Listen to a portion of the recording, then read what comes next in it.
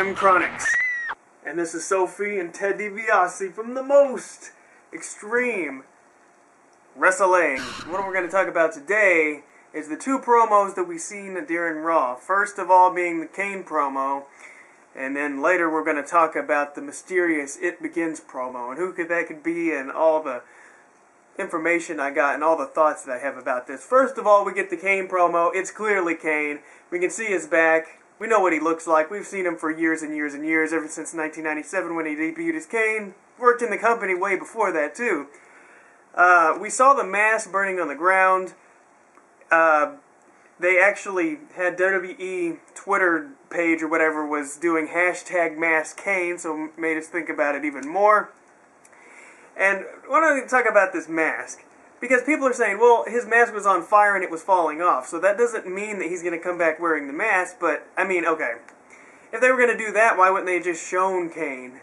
You know, we don't need... If they're going to bring up the mask, obviously I think that means that they're going to bring back the mask and he's going to be wearing the mask again. It's kind of a strange decision, but I got kind of bored at the Kane that we have seen over the past couple of years, so I would be completely cool with seeing old Kane back.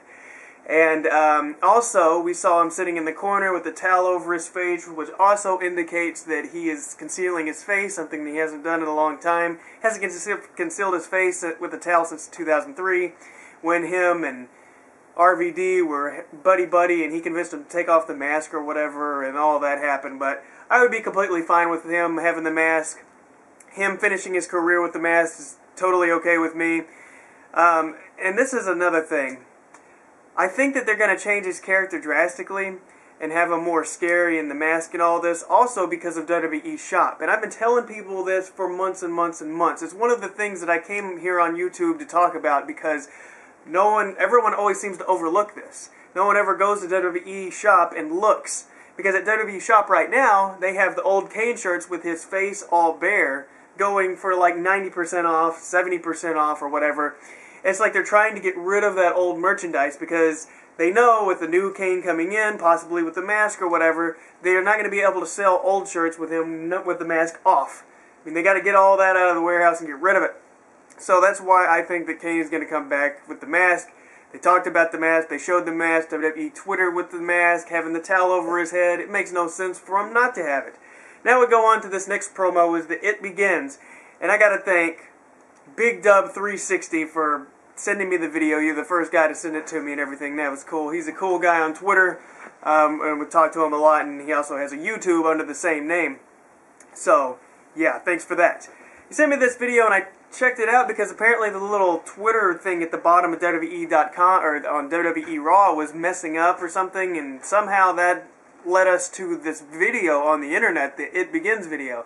When I first saw this video, I only thought three people in my mind that it could possibly be. First initial thoughts. I thought The Undertaker, I thought Chris Jericho, and I thought Karma.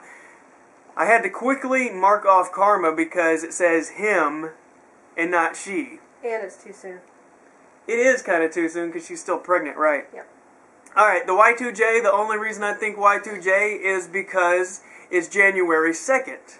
The 2nd of 2012 or whatever, that's January 2nd, so Y2J.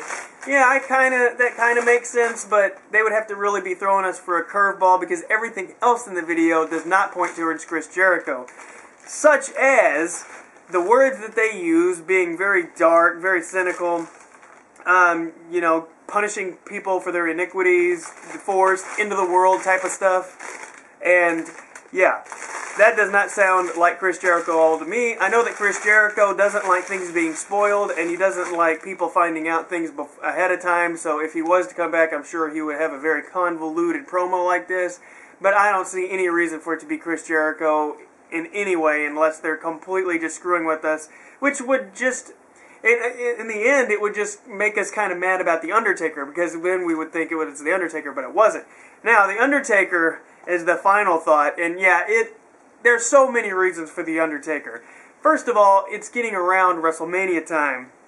We have a little kid talking about all this scary stuff, which is very much like how he came back as the American Badass in Judgment Day 2000. We had the whole He's Here thing. It's kind of the same. The whole 19-0. I mean, he's got to come to WrestleMania. I already made that point. But let's see. Oh, this is what I'm talking about. Once again with the WWE shop. You go to WWE shop right now, you'll see that 19-0 shirt on sale. Got to get rid of that. The Undertaker's last, or what was that? The last Outlaw gimmick. Got to get rid of that because apparently he's going to have a little bit darker, possibly. Maybe not have the same theme song. I mean, it's hard to keep a theme song for a long time with copyright laws and whatnot. So for me, it's absolutely got to be The Undertaker, unless WWE is screwing with us, which that has happened time and time again. WWE will mess with us. If we think it's one thing, they'll just throw a curveball at us just to mess with us, and that's not very cool. These viral campaigns, they're good in my book. Like I said, I joined YouTube. One of the main reasons I wanted to get on here and talk about wrestling, because no one was looking at the fact that viral campaigns were going to be coming into the picture. Because when I first started seeing Matt Hardy on the internet whining and complaining at the end of his WWE career, I thought, is this work? But then I found out he was just crazy. But then it really made me think, this is the future. And I wanted to come on and say, man, this is the future. These viral internet campaigns are the future because for whatever reason, people see it on the internet, on YouTube, they think it's more realistic as if they saw it on television because it's more out there, it's more in their face, it's more underground or whatever you want to say. So this is very good. They did it with Zack Ryder. They've done it with some other people. And I think that they're doing it with this promo as well. So that's very good. I can't wait to see what's going to happen on January 2nd. And the promos leading up, because it's getting close to WrestleMania time, more debuts are going to happen. And then after WrestleMania, we usually get another debut from someone. So I'm very excited to see how all this turns out.